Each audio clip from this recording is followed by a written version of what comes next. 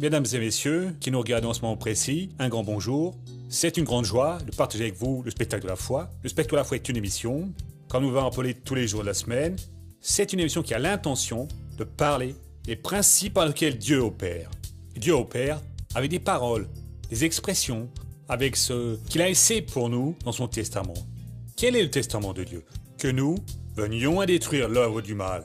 Tout ce qui vole, qui tue et détruit ne provient pas de Dieu. Si quelqu'un vous a raconté une chose, que Dieu veut apporter la destruction pour donner une leçon, ce n'est pas vrai. La vérité, c'est que Dieu est amour.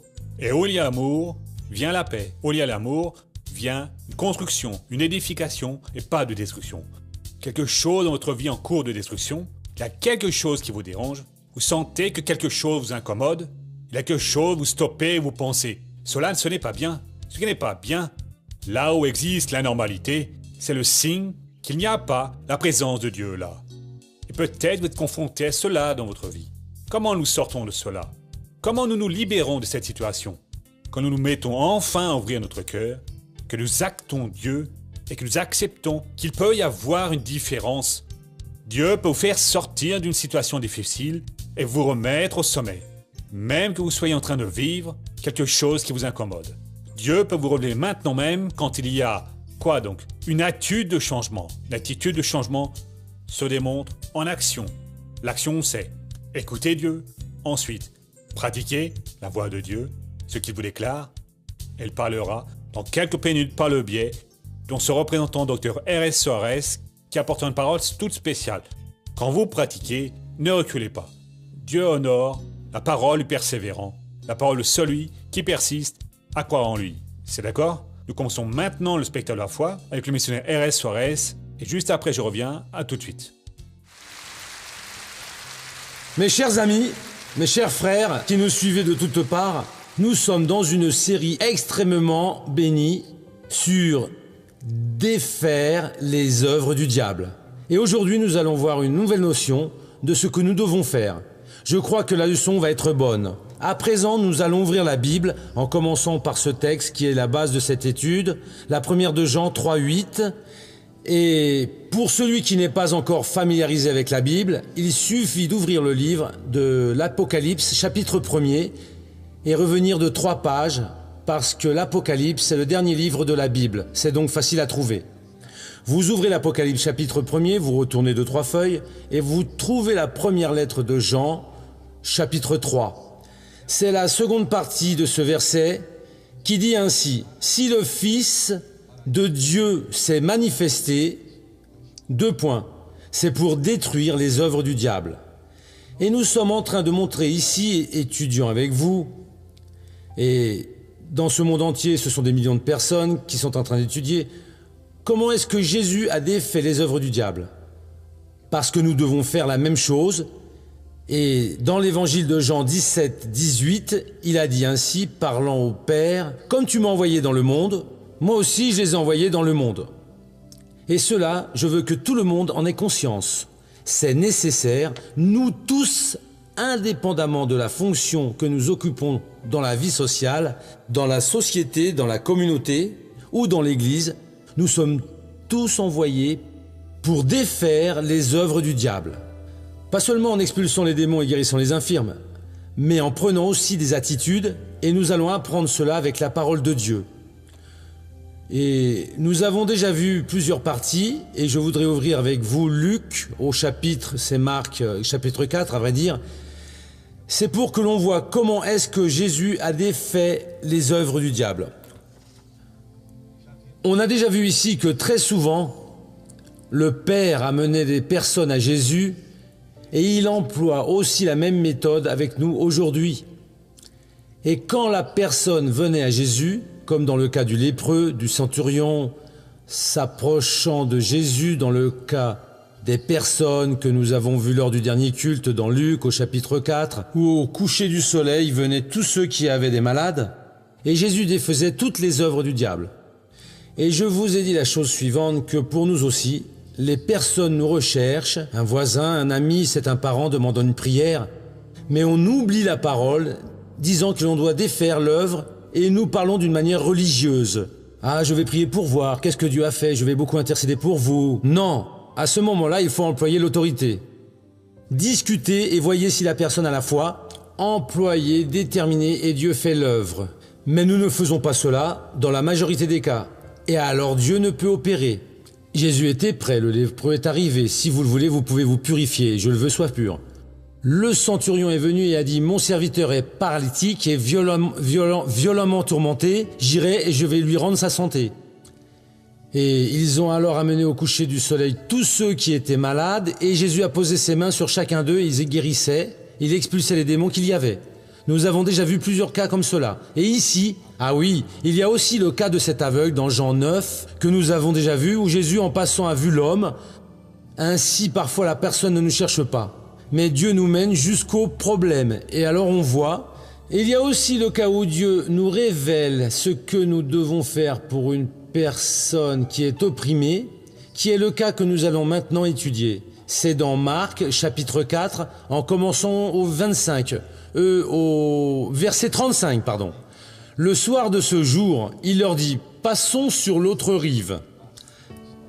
Après avoir envoyé la foule, il l'emmène comme il était dans le bateau. Il y avait aussi d'autres bateaux avec lui. Survient une forte bourrasque, les vagues se jetaient dans le bateau. Déjà, il se remplissait. Lui dormait à la poupe sur le coussin. Ils le réveillent et lui disent « Maître, nous sommes perdus et tu ne t'en soucies pas. » Réveillé, il rabroie le vent et dit à la mer « Silence, tais-toi le vent. » Le vent tomba et grand calme se fit. Puis il leur dit « Pourquoi êtes-vous peureux? N'avez-vous pas encore de foi ?» Ils furent saisis d'une grande crainte, ils se disaient les uns aux autres « Qui est-il donc celui-ci que même le vent et la mer lui obéissent ?» Et donc il avait une parole de Jésus car il a dit « Passons sur l'autre rive ». C'était déjà suffisant. Si Jésus dit quelque chose à votre cœur, vous pouvez être certain qu'il va accomplir cela. C'est ça sa volonté à lui, et il ne le fait pas. Il n'a jamais fait, il ne fera jamais une promesse dans le vide. Quand il m'a convaincu d'abdiquer de mon rêve d'être médecin, vous connaissez l'histoire, en 1968, moi en larmes j'ai dit « Seigneur, ne faites pas cela, le Seigneur sait que je veux aller à Moscou parce que j'ai gagné une bourse d'études, je suis pauvre, l'unique moyen d'étudier la médecine, qui est le rêve de ma vie, c'est d'aller là-bas, non pas pour devenir riche ou célèbre, mais pour aider les pauvres, nécessités, ou me dédier à une branche de la médecine et ainsi aider ces personnes. » Parlant sérieusement avec Jésus de ce que j'avais sur le cœur, il a dit « Avec mon pouvoir, vous allez guérir beaucoup plus de personnes que comme médecin et que vous allez les mener au ciel. » Je n'ai jamais douté de la parole de Jésus. Et gloire à Dieu si mon ministère est une trajectoire de succès qu'il a tracée parce que j'ai laissé sa parole s'accomplir. Ce qu'il vous dit pour votre vie, peut-être qu'il vous appelle pour un ministère, pour être un entrepreneur, une femme d'affaires, dans tous les domaines. Vous pouvez croire, il va honorer et lui-même va vous promouvoir devant les personnes. Il va accomplir ce qu'il a promis. Il a fait cela avec Josué, avec David, il l'a fait avec tant d'autres et il continue de le faire. C'est ce qu'il veut faire. Et donc nous n'avons pas à chercher, mais où est-ce qu'on gagne plus d'argent, qu'on a plus de succès? Non, où est-ce que Dieu me veut? Parce que si Dieu veut qu'une personne aille dans le désert et l'y a envoyé, il envoie les autres dans le désert et là va être son profit. Dans le monde commercial, non, où est-ce que ça rapporte plus d'argent? Quelles sont les opportunités? Celle-là, c'est ça que je veux et parfois on se casse le nez. Et ainsi avec Jésus c'est différent. Il faut donc avoir cette communion avec le Seigneur. Il a dit « Passons sur l'autre rive ». C'est fini. Il va dormir, exactement ce qu'il a dit. Eux, voyant la tempête, au lieu de réagir, comme il avait déjà vu Jésus le faire, réprimandant l'ennemi, ils ont laissé Jésus dormir, ils ont lutté avec leurs propres forces. C'est ce que beaucoup de gens se mettent à faire, et c'est pour cela que le mariage fait naufrage. Leur vie financière se détériore, les problèmes deviennent plus grands, et ensuite la personne se remplit de rancœur, de colère, de réclamations, plein de murmures, et ne vit plus du tout la vie comme ça. Il est bon de tout commencer à nouveau. Seigneur Dieu, mon ongle s'écroule. Avec ton aide, je vais en construire un meilleur. Si jusqu'aujourd'hui j'ai été un raté, à partir de maintenant, non, je vais obéir à ta parole. Sont peu nombreux ceux qui réellement obéissent, parce que les épreuves surgissent, les tentations apparaissent, et d'une heure à l'autre, vous pensez que vous avez obtenu ce que vous vouliez dans la vie. J'ai déjà obtenu le jour où j'ai décidé, je vais faire selon ta volonté. Il aurait pu m'envoyer au milieu de l'Amazonie, et j'y serai jusqu'à aujourd'hui. Il aurait pu m'envoyer en Afrique, en Asie, en Europe, en n'importe quel autre lieu. Mais comme il m'a placé ici, et j'ai fait ce que Dieu voulait, que soit fait ainsi, et c'est ainsi que j'ai du succès. Quand ils ont lutté avec leur propre force, et ont vu qu'ils n'y arrivaient pas, ils ont réveillé le maître. « Maître, nous sommes perdus, et tu ne t'en soucies pas. » Il s'est levé, a réprimandé l'homme et relevant en disant « C'est ainsi que vous deviez faire. » Et il a demandé « Pourquoi vous êtes si timide? Vous n'avez pas de foi. » Il demande la même chose à n'importe quelle personne. Qui est là devant lui? Dieu, je ne supporte plus cette situation, c'est difficile. Il dit « Mais je ne vous ai pas déjà donné la foi? » Mon frère, la foi que Dieu vous a donnée, si vous l'employez, vous deviendrez aussi opérant en elle que Jésus a été opérant. Il ne s'est jamais approché du Père en disant « Père, qu'est-ce qui se passe? Je ne comprends plus rien. Le Seigneur n'est pas mon Père. » Non, au contraire, il s'est levé, s'est basé sur la parole de Dieu. Le secret, c'est de se baser sur la parole que Dieu a donnée à votre cœur. Dès le premier jour où vous avez entendu l'Évangile, vous saviez que Dieu a un dessein pour votre vie. À présent, oubliez cela, c'est laisser le démon faire ce qu'il veut, et il le fait. Il embrouille tout, il détruit, il vexe, il blesse, il peut même tuer, et la personne dit « Mais je ne sais pas ce qui est en train de se passer. » Vous savez, vous n'agissez pas conformément à ce que le Seigneur Dieu vous a dit. Et quand vous n'agissez pas, vous laissez l'ennemi vous tromper et créer une situation comme celle-là. Ça devient terriblement difficile, et s'ils ne l'avaient pas réveillé, probablement qu'ils auraient péri. Il est sûr que Jésus n'allait pas périr. Mais pourquoi? Parce qu'ils étaient hors de la parole. À présent, s'ils avaient été non, il a dit « Passons, nous allons passer. Il n'y a pas de tempête qui va nous retenir. Nous allons maintenant utiliser l'autorité et nous allons réprimander le mal et ce mal va être expulsé. » Et Jésus aurait dit « Voyez, félicitations, vous avez bien appris la leçon. » Il les a grondés. « Comment pouvez-vous être si timide ainsi? Vous n'avez pas de foi. Vous auriez dû faire quelque chose. » Ils furent saisis d'une grande crainte, ils se disaient les uns aux autres, « Qui est-il donc celui-ci même que le vent et la mer lui obéissent? Mon frère, cette personne, c'est moi, c'est vous. Si c'est le vent et la mer qui se mettent à nous perturber, nous pouvons réprimander au nom de Jésus et cela cessera, la tempête ou quoi que ce soit. Si c'est un malade qui est entré au milieu du chemin, qui vient empêcher votre succès, mais si vous êtes une personne timide, pleureuse, lâche, une personne qui n'a pas de force pour lutter contre le mal, réveillez-vous. Cette maladie ne peut effacer la parole de Dieu qui vient dans votre cœur. Quel est votre problème? C'est de la calomnie qu'ils ont fait contre vous. Le désespoir est entré. D'accord, je vais faire. Non, je ne vais rien faire du tout. Je vais me relever. Je vais parler au nom du Seigneur Jésus parce qu'il a déposé sa parole sur moi. J'ai déjà expliqué que la parole de Dieu révélée à votre cœur, elle est le point de liaison entre votre cœur et le cœur de Dieu. C'est dans cette parole que vous devez marcher. Vous ne devez pas rester désespéré comme un idolâtre qui en arrive à offrir des choses à Dieu pour que le Seigneur l'aide. Non, je suis déjà sur un chemin pour aller vers Dieu. Je vais à Dieu au nom de Jésus en accord avec la révélation qu'il m'a donnée. Il a dit « Passons, c'est fini, on a passé. » Qu'est-ce qu'il vous a dit à vous? Qu'est-ce que vous avez déjà senti de Dieu? Missionnaire, un jour en écoutant le programme, il semblait que Dieu parlait seulement pour moi ce jour-là. Et donc vous avez la parole de Dieu. C'est cela qui vous a éveillé, c'est cette autre parole, vous avez la parole de Dieu. Mon frère, j'ai déjà vu beaucoup de gens bien commencer dans la foi et échouer complètement. Parce qu'ils sont sortis de la parole, ils ont laissé le chagrin, ils ont laissé la rancœur, ils ont laissé la tentation entrer dans le cœur, ils se sont débranchés du Seigneur Dieu. Il a ouvert le chemin, il a placé ce grand chemin, cette révélation pour que vous alliez à lui, mais cette personne a cessé complètement et ensuite a échoué et beaucoup ont échoué de cette façon. Et donc Jésus nous a donné cet exemple ici. Le Père lui avait dit comme ceci: « Vous allez défaire les œuvres du diable. » C'est fini.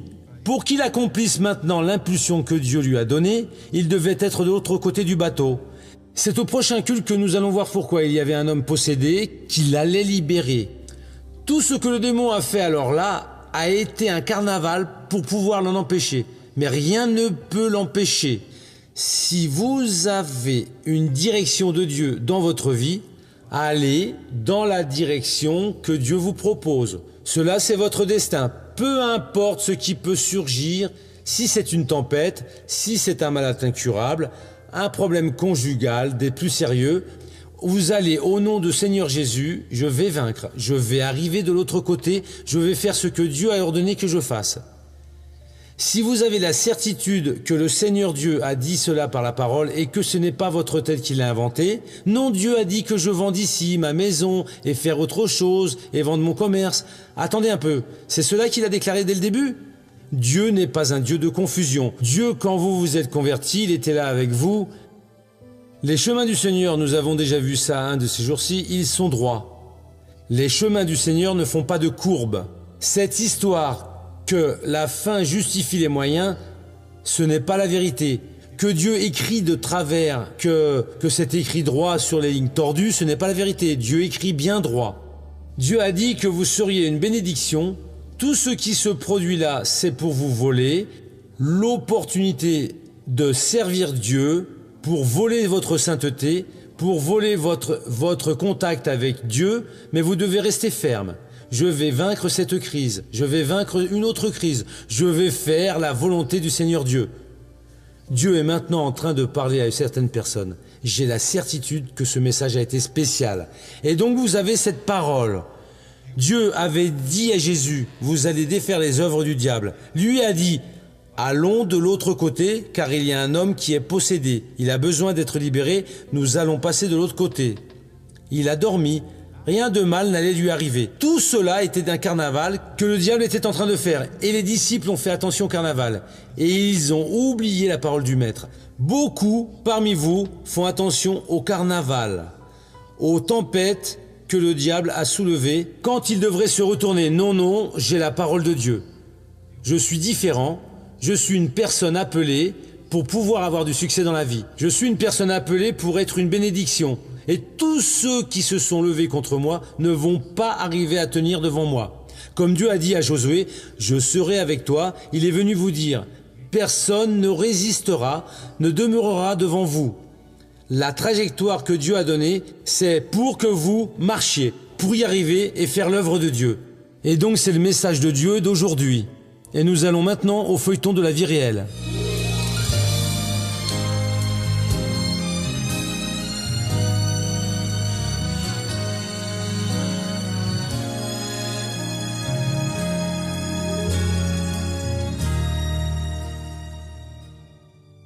J'ai fait partie d'une secte dans laquelle c'est une philosophie de vie et c'est là que j'ai appris des pratiques spirituelles de culte aux âmes de nos ancêtres et je suis resté pendant une période de 21 ans là-dedans. J'ai été professeur qui est une espèce de prêcheur. J'ai aussi été orientateur personnel. J'ai été officier. Un officier est une espèce de religieux. Même en faisant partie de la direction d'une secte qui enseignait les rituels de purification de l'âme, Edvan vivait une réalité de dispute conjugale, en plus de boire et fumer excessivement. Il sortait pour travailler et quand il revenait, il était un peu dérangé. Il était révolté, il en arrivait à frapper, et un peu comme s'il avait voulu tout casser dans la maison. J'en suis arrivée à sortir son épouse de là et à l'emmener chez moi. Nous sommes évangéliques et ça fait très longtemps qu'on emmène le nom de cette famille à l'église pour prier pour eux. J'ai commencé à trop boire, j'ai commencé à participer à des fêtes profanes, vous voyez, des orgies, j'étais marié ici à l'intérieur de la maison, mais dehors, je vivais comme un célibataire. Edvan faisait du porte-à-porte pour parler des doctrines de la secte, mais un jour il a abordé un évangélique de l'Église internationale de la grâce de Dieu. Et là, il a ouvert la Bible, voyez, le Saint-Esprit de Dieu. J'ai commencé à le combattre, voyez, avec la parole des Écritures de la secte, lui répondant que tout ce qui était dans la Bible n'avait aucun fondement de vérité. J'ai étudié beaucoup, j'étudiais vraiment. J'ai toujours aimé acheter des livres, étudier, et que ce soit un pasteur, un évangélique, si le camarade n'était pas réellement dans l'esprit, s'il n'avait pas la connaissance, s'il n'avait pas la parole, je laissais le gars sous les rotules. Et un jour, j'étais récemment converti, le Seigneur Jésus l'a envoyé dans ma maison. Et vraiment, lui, il connaissait bien la parole de Dieu, il avait une doctrine spirituelle, une direction spirituelle où je me sentais en ce moment, je me sentais acculé. L'Esprit Saint a fait son travail. La parole est sortie et dans cet échange d'idées, il a fini par s'énerver contre moi. Il est parti plutôt contrarié. Je me suis dit, Seigneur, est-ce que l'œuvre a été réellement faite? J'étais un peu comme Saoul, vous voyez. Saoul, il en finissait avec les chrétiens évangéliques, vous voyez. Et cette conversation-là, pour moi, comme dit la parole, elle est vivante et efficace. Elle a eu un résultat, oui. N'étant pas satisfait de la vie qu'il menait, Edgevant a commencé à regarder le spectacle de la foi et à lire des livres qui parlaient des merveilles de Dieu. Je suis allé dans une église évangélique. Avant, j'étais allé dans d'autres églises, vous voyez, évangéliques, protestantes. Mais là, je suis allé à l'église internationale de la grâce. C'est là où j'ai commencé à aller aux réunions du mercredi et du dimanche. Et c'est un dimanche que j'ai décidé de me convertir. Ce dimanche-là, j'ai cru, oui, que le Saint-Esprit de Dieu, à ce moment précis, m'a touché, d'accord? Le Christ, à ce moment-là, m'a embrassé, m'a accueilli. Et aujourd'hui, c'est une bénédiction, oui. Un homme qui a la connaissance de la parole de Dieu, c'est un homme qui doit se donner au travail, revenir me faire visite. Chaque fois qu'il a été convoqué pour faire des visites, il va et prie, il est déterminé au nom du Seigneur Jésus. J'ai arrêté de boire, vous voyez, ce que je désirais le plus. J'ai aussi arrêté de fumer, car depuis l'âge de 14 ans, je fumais et je buvais. Et j'ai terminé avec mes maîtresses. C'est là que j'ai arrêté l'adultère. Aujourd'hui, je suis heureux avec Christ. Aujourd'hui, j'ai trouvé la véritable paix. J'ai trouvé la véritable liberté que j'ai tellement recherchée et attendue. Aujourd'hui, je suis complet, que je suis réalisé. Si je mourais aujourd'hui, je mourrais heureux parce que je vais mourir avec Jésus-Christ dans les bras du Père.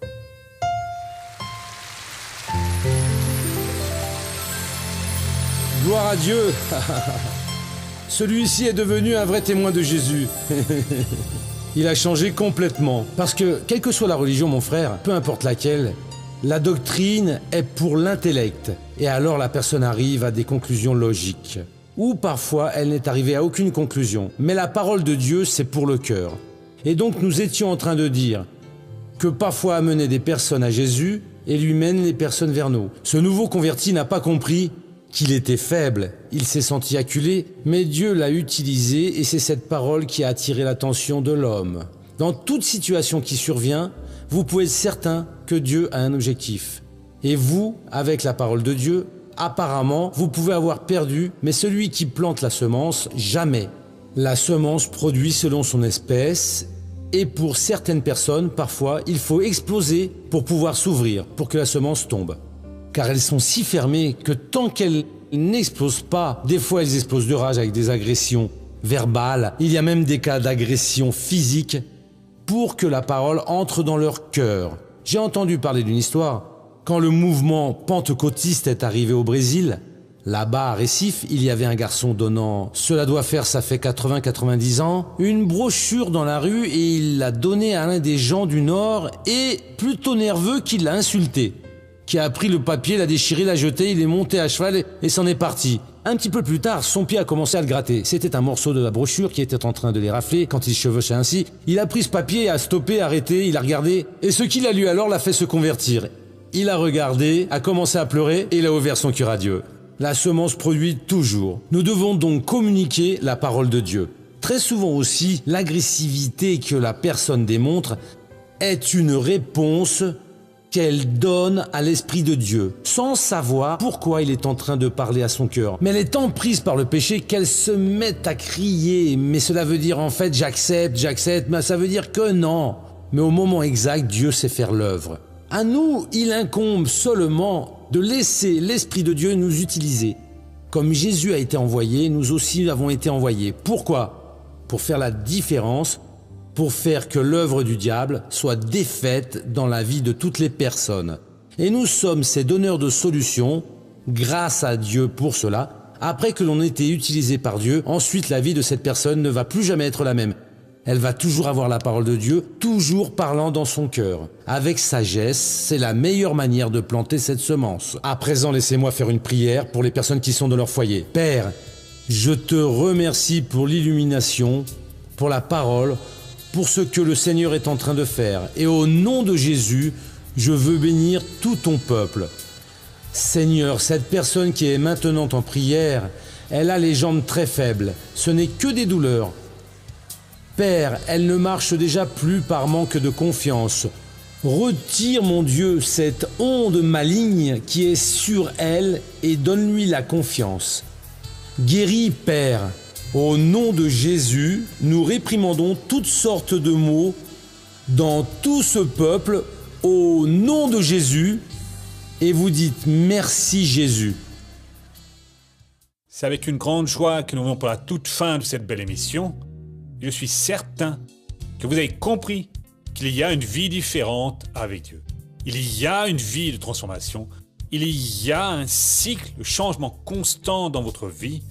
Quand vous vous arrêtez et vous vous regardez, vous voyant vous-même comme un potentiel de Dieu pour réaliser des changements. Dieu est un Dieu de changement. C'est un Dieu qui n'accepte pas de voir l'homme dans la routine, de voir l'homme ayant le différentiel dans sa vie. Vous voulez voir le différentiel? Vous avez besoin d'une chose différente. Vous êtes insatisfait de votre vie actuelle. Prenez maintenant une attitude de foi. Et beaucoup sont insatisfaits de leur situation financière. Vous savez pourquoi? Ils n'obéissent pas à la voix de Dieu. Il y a des personnes maintenant qui sont appelées pour pouvoir devenir des parrains de l'œuvre du Seigneur. Des personnes qui tous les mois à venir vont assumer un compromis de foi et dire « Je vais aider le spectacle de la foi avec telle somme, car je sens que Dieu est venu m'appeler pour cette œuvre. » Peut-être que vous dites « Je n'ai pas les moyens en ce moment. » Mais si Dieu vient vous appeler, vient de placer ce sentiment dans votre cœur, c'est parce qu'il va vous donner les outils nécessaires pour accomplir votre vœu. Appelez maintenant même en ce numéro de téléphone qui apparaît sur votre téléviseur, le téléphone du spectacle de la foi. Nous serons à votre écoute avec la plus grande gentillesse. Ne vous laissez pas pour plus tard. Celui-ci est le moment où Dieu a décidé de vous appeler. Soyez s'en occuper. Insistez à nouveau. Laissez votre message et nous vous rappellerons plus tard. Nous entrons en contact et c'est assuré. Dieu devra se manifester d'une forme toute spéciale dans votre être au nom du Seigneur Jésus-Christ. Voyez, nous allons maintenant arriver au second final de cette émission. Nous reviendrons demain à ce même horaire avec la même foi, confiant que Dieu a quelque chose de plus pour vous. N'oubliez pas, ceci est notre téléphone qui apparaît sur votre téléviseur. Vous pouvez le noter et nous appeler car nous serons là pour vous aider au nom de Jésus. Nous revenons à la prochaine opportunité. À bientôt.